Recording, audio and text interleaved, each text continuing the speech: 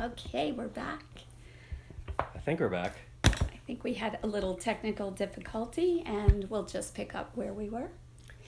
So Let's just verify with Sarah that we're Yeah. back. Okay, good. Okay. Sorry if We're- you lost us mid-sentence. Thank you for your patience. We were talking about community. So let me go into another subject because I'm not exactly sure where we left off. But Robin, you and I talked ahead of time. You had this question for me. You want to read? You want to go over that question because I think it's a good question. I think it's, do people feel when they feel a greater connection to community, does it actually improve their own health and the health of others from a standpoint of health, So let me reframe the question a little bit. So I think that it's because the way you mentioned it to me earlier, I thought was really what I'd like to talk about, which is when people are part of a healthy community, they tend to take better care of themselves, and they have the better capacity to help other people in taking care of themselves. Right.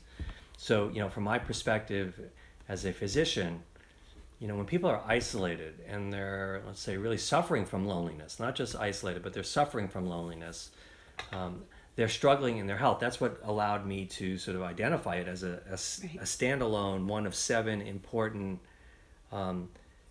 areas of our lives that really needed to be addressed. And so it's when you're part of a community, let's say you're struggling with your health right now. Let's say you're saying, well, I can't follow my own suggestions for myself. I can't stay on the diet. I can't get outside every day. I can't breathe the way I'm supposed to breathe. I can't write the letters to my friends to heal relationships. I can't pick up the phone and make phone calls to heal relationships. I can't even go to a therapist to talk about it. You're struggling. One of the easier things to do, in my experience, is rather than address some of those changes that maybe is you're resisting, is to find a good community. If you find a good community first, a group of, like a women's group or a men's group, or the 12-step programs. These are the types of communities that exist that people you may never have met before, but have assembled themselves for the sake of supporting others. And so sometimes the first thing we need when we're feeling like we're just sort of blowing in the wind is a network of security that's already pre-existed and that we can tap into. Now, of course, you're only going to do well in such a community if you feel drawn to that particular community. That there's something resonant about it. But on the other hand, sometimes the first move to make when you're struggling is to find community. And so in that question that we've talked about in preparation is yes, people can become healthier when they seek a community. And then, just as it becomes obvious, when you become a member of a community like that now you are the beneficiary of course, now you're one of the group of people that can support the health and well-being of somebody else who comes into the community. So then that's when you could sort of help others. And you can bring that into any other environment you have, because some of the tools you need are not new ideas you've never thought about before, but that energy that comes along with it. New wisdoms. And feeling inspired by learning new ways of doing anything, whether we have a garden gathering here, and it's just amazing just to see what gets created together as a group where we can learn new information. So really, I think a group actually provides that wisdom and information of how to be in the world in other ways that maybe we didn't receive when we were younger. Yeah. And I think this is a really important topic to look gently at, your tribe, your family of origin, to see how your parents were able to actually receive from outside of their family structure to take in new information, whether it's a spiritual practice or an organization of just any group that we're we're learning and sharing and provided a sense of belonging and security. So I always go back to a group needs to feel secure, and I'm looking at a question. Can you read that question right there? It's different than what Oh, you're saying. okay. Well, I think it's about that fight or flight. When we don't feel secure within ourselves and within the group, that we are not able to relax and be vulnerable. I think that's a really important point. Being vulnerable actually is the key to learning, and a lot of us were raised with judgment and competitiveness only for survival purposes. However, that can be very damaging to your spirit, and then ego sort of takes over. So opening ourselves to learning and feeling the love and the connection. For some of us, we, including myself, have learned tools and other ways of taking in the world where it actually feels safe for me. Yeah. So the question that you're pointing to is a specific question about the physiology of the sympathetic nervous system's response to feeling threatened. And sometimes those threats, just to be clear, are not perceived with our five senses. They could be generated internally. They could be associated with something that our five senses are aware of, let's say a noise, but generated or tripped up by some memory. And so this is where our past sometimes has effects on our future. So some people, as an example, have a phobia. They can't cross a bridge. Well, just getting on the road and seeing a sign for a bridge could create something in their sympathetic nervous system that is immediate, even if the bridge is out of sight. And so the fight or flight has a number of different dimensions, and it's got a real important purpose, which is to protect us. So there are times we don't want to step across the line because that's when we fall off the cliff, and that's literal. Sometimes we need to be on high alert if we're walking in a dark place because there could be a predator that could attack us. And then when our ears are a little bit more sensitive to sound, when our eyes are a little bit more sensitive to light and movement, this is when that hard wiring in us, which is quite primitive, has value. It's not as valuable when it's our memory that's causing the trigger, as in repetitive things that might be a result of past trauma.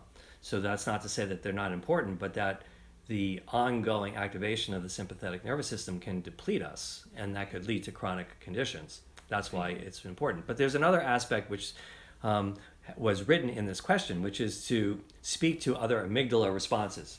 The amygdala is one of the areas of the brain which is central to the operation of this the autonomic nervous system. The autonomic nervous system is a combination of several different wiring systems. One is sympathetic, which is fight or flight. The other is parasympathetic, which is, you might say, rest and digest, the openness that Robin was speaking to. But a third area is the enteric nervous system, which is the gut, and how what goes on in the gut and our relationship with the microorganisms in our gut actually feeds us tremendous amount of information that is subconscious, beneath our awareness, that has a lot to do with how our body responds moment to moment. But there's, in addition to the direct aversion to noxious stimuli, so the flight or the fight, there's another function that some of us notice, which is to freeze and to be immobilized. And that's important because when people are overwhelmed, often, and this is what I was referring to before, often they can't manage to make the changes even if they know what those might be. They can't grow out of themselves from their past conditioning, even if they want to, even if they know the history of their past, early life with their parents. The conditioning is so strong that they're somewhat immobilized, because one of the aspects of the chronic stimulation of that whole system is freezing. So some animals, as you know, a possum classically, plays possum. It looks dead when it's attacked. So the predator would say, gee, that's no fun, that's not a meal, it's already been dead, it's no longer good. And so chickens do that.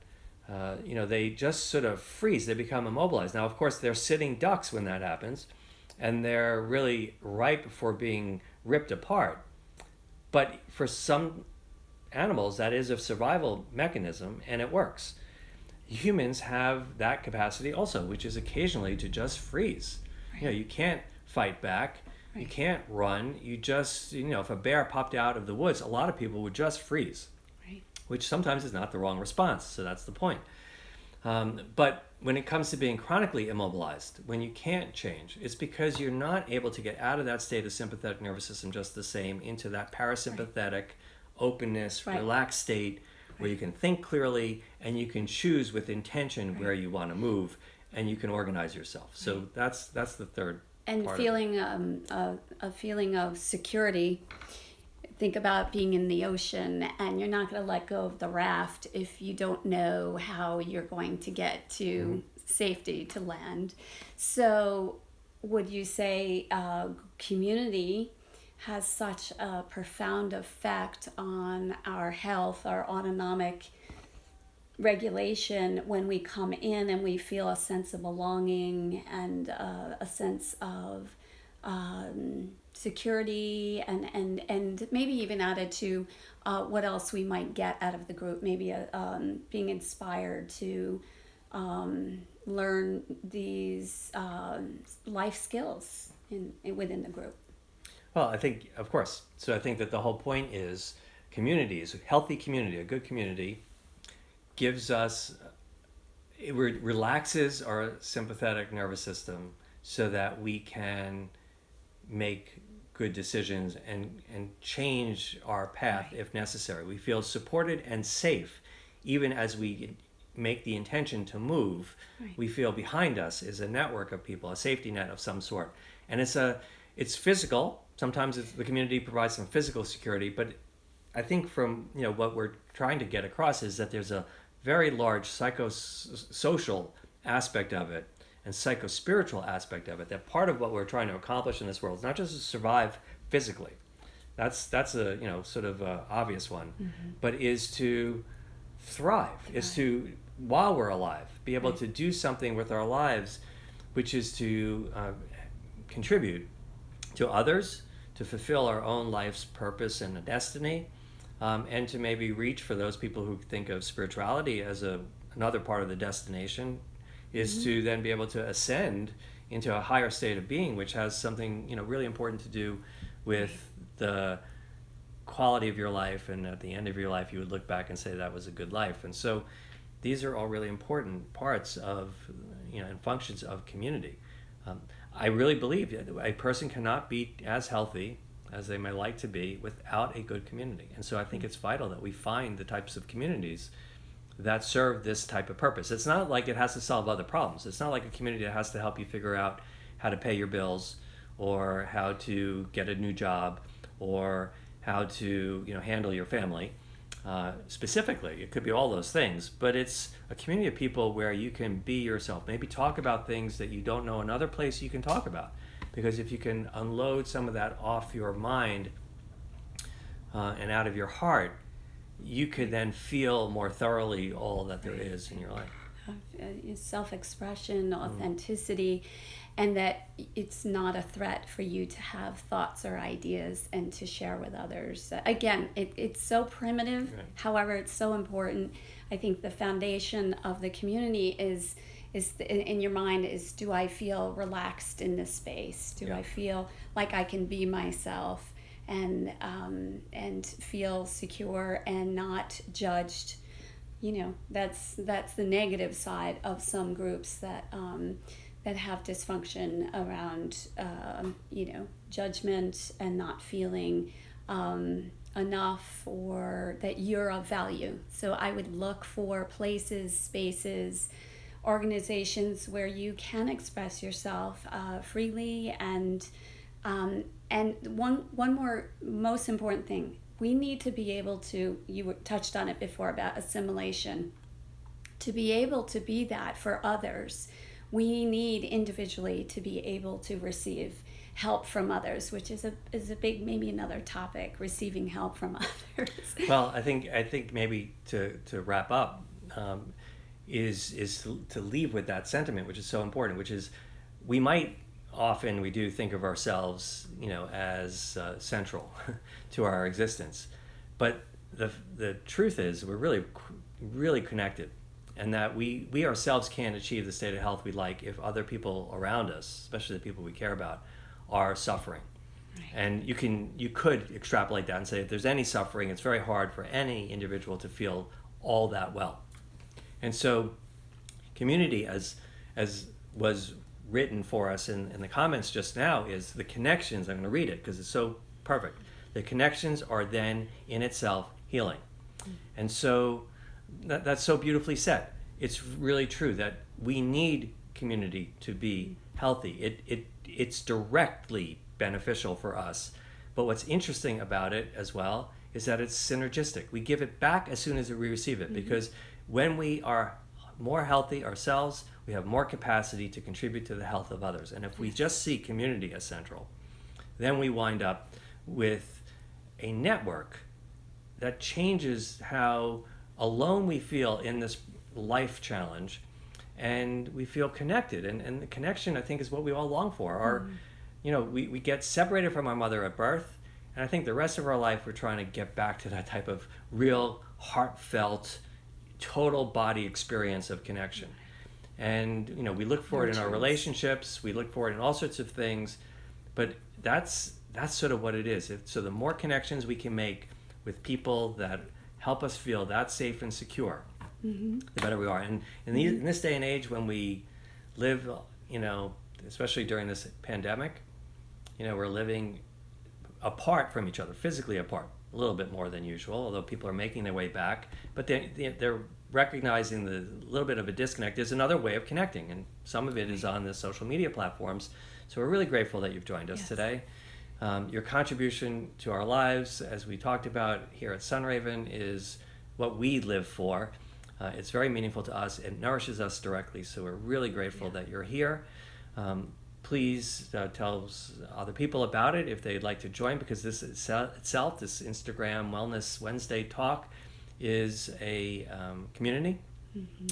We'd love you to share with us your thoughts and ideas about what we might speak about during these conversations. The next one, of course, will be next Wednesday. Our website is slowmedicine.org, and info@slowmedicine.org is the email address that you can send us comments and suggestions, or just connect with us. That's I'm going to close with one little homework assignment: is receive love, and also give out to others. Just one action for the week. That's what we'll close with. Yes, okay. Thank you. All right, well, thank you very much for joining us, and have a great week. Bye-bye. Bye.